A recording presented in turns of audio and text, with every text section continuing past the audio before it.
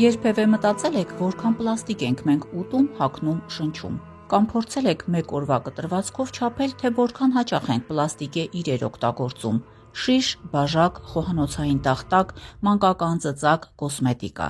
Շարքը շարունակելի ու թերևս անվերջանալի։ Մասնագետները պնդում են, անգամ ամենասովորական թեյի փաթեթների հետ մեր օրգանիզմ են ներթափանցում միկրոպլաստիկի տարրեր։ Ըստ գերմանական Deutsche Welle-ի ամեն տարի աշխարհում արտադրվում է 413 միլիոն տոննա պլաստիկ։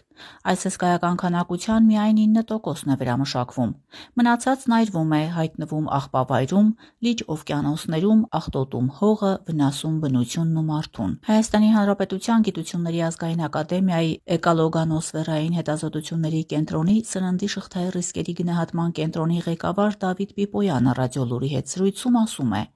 Սննդամթերքի անվտանգության եվրոպական գործակալությունն ու առողջապահության համաշխարհային կազմակերպությունն արդեն ահազանգում են հանրային առողջության վրա միկրո եւ նանոպլաստիկի վնասակար ազդեցության մասին։ 2024 թվականին ԵՄ-ի սննդի անվտանգության գործակալությունը հրապարակեց իր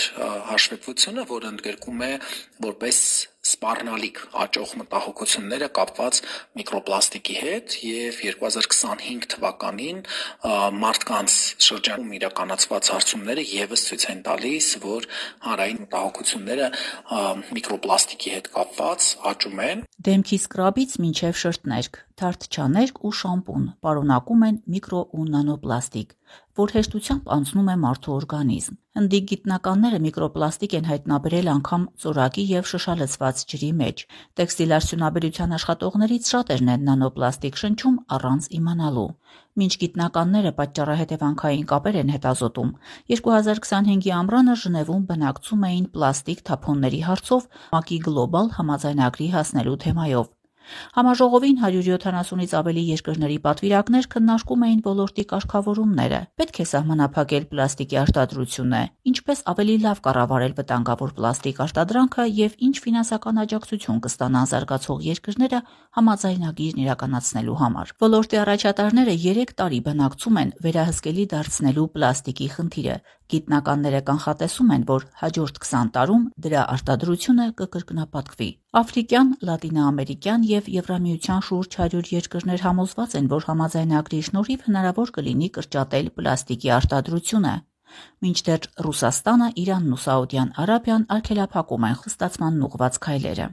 Միջազգային փորձագետները համաձայնագրի հնարավոր ձախողումը շահերի բախման ու երկակի ստանդարտների հետևանք են համարում, որովհետև Գերմանիան, Ֆրանսիան, Մեծ Բրիտանիան շարունակում են մնալ պլաստիկ արտադրող եվրոպական առաջատարներ։ Միայն Գերմանիայում տարեկան մոտ 8 միլիոն տոննա պլաստիկ է արտադրվում, հաջորդում են Բելգիան ու Ֆրանսիան։ Հայաստանում տարբեր հաշվարկներով տարեկան 700,000 տոննա կոշտ կենցաղային թափոն է գոյանում, որի չնչին մասն է վերամշակվում։ Դրանք հասնում են աղբավայր, այրվում, հսկայական վնաս հասցնելով շրջակա միջավայրին ու մարդկանց առողջությանը։ Զուտ պլաստիկ թափոնների ու դրանց վերամշակման ծավալների հստակ վիճակագրություն Հայաստանում չկա։ Ռադիոլուրին ասում է թափոնների կառավարման փորձագետ Հարություն Ալպետյանը։ Անգամ ստույգ տվյալներ չկան, թե պլաստիկի որ տեսակից որքանն է մշակվում։ 1-2 վերամշակող կա, ասում է, որոնք մտադիր են փակել արտադրությունը շահութաբեր չլինելու պատճառով։ Իրավիճակը կարող է որոշակիորեն մեղմել արտադրողի ընդլայնված պատասխանատվության մասին օրենքի նախագիծը, կանխելով բնապահպանական եւ հանրային առողջապահական ռիսկերը։ Այն շրջանառության մեջ է դրված իրավական ակտերի նախագծերի առցանց հարթակում։ Հարություն Ալպետյան։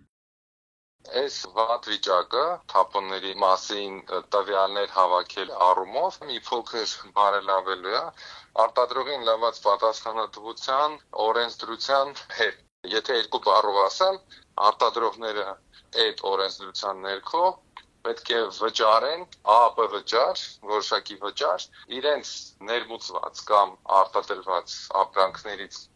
եւ դրանց սպառումից գոյացած թափոնների քաշով։ Այսինքն ես օրինակ ներմուծել եմ մարտկոցներ, կենցաղային փոքր մարտկոցների մասին խոսքը։ Այդ մարտկոցները դառնում են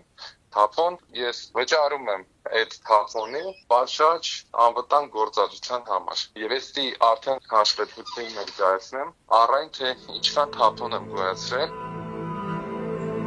Պլաստիկի հանդեպ հատկապես խոցելի են երեխաները։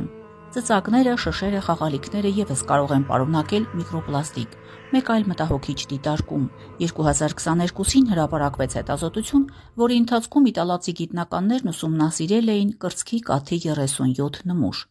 Դրանց 75%-ը պարունակել էր միկրոպլաստիկ, որովհետև հետազոտված մայրերն օգտագործել են ծովամթերք, փաթեթավորված սնունդ ու պլաստմասա պարունակող խնամքի միջոցներ։ Թեև գիտնականները դեռ բավարար փաստական հենք չունեն գնահատելու թունաբանական շեմը, թե որքանով է միկրոպլաստիկն ազդում այս կամ այն հիվանդության առաջացման վրա, սպառողները պիտի իրազեկ լինեն, Դավիթ Պիպոյանն է ընդգծում։ Միկրոպլաստիկները դրանք շատ փոքր չափի ուրեմն մասնիկներ են, իսկ նանոպլաստիկները դրանք շատ փոքրիկ մասնիկներ են, որոնք կարող են մուտք գործել մեր օրգանիզմ սննդի միջոցով,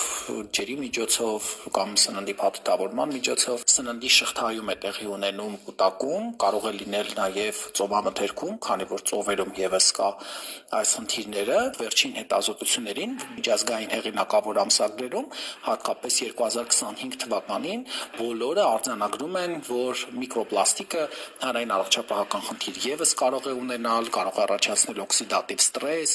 իմունային ռեակցիաներ, անգամ հիմա ուսումնասիրվում են օրինակ հնարավոր քաղցկեղածին ազդեցությունները։ Այս գարնանն ամերիկյան գիտնականները հետազոտելու պարզել են, որ կաթված ստացած հիվանդների զարկերակներում միկրո և նանոպլաստիկի մակարդակը 50 անգամ ավելի բարձր է, քան նրանց մոտ, ովքեր կաթված չեն տարել։ Հնդիկ գիտնականների տվյալներով էլ նանոպլաստիկը քաղցկեղածին հատկություններից բացի բացասաբար է ազդում նաև հորմոնների, նյարդային ու իմունային համակարգերի վրա։ Մեր երկիրը դեռ չի շտապում միանալ գլոբալ մտահոգություններին, որոնք օրեցօր մեր դուռն են թակում, նկատում է սննդի շղթայի ռիսկերի գնահատման փորձագետը Դավիթ Պիպոյան։